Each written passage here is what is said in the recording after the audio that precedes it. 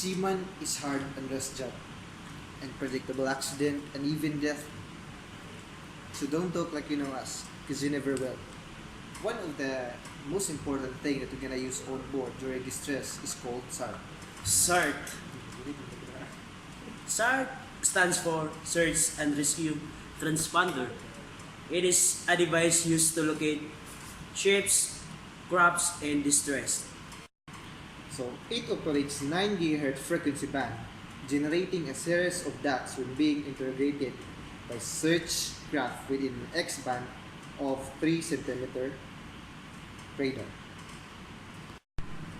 As a search craft approaches within 1 nautical miles, the 12 dots change into a wide arc and eventually it changes into a complete circle when the search craft is near to the SART. So the detection range of the SART from a rescue boat or a rescue ship is having a minimum of 5 nautical miles, while the helicopter is having a minimum or up to 40 nautical miles. To activate the SART, pull off pen tab, rotate switching clockwise to on position. So pull off, rotate clockwise. When you see the blue LED, it means it is already activated.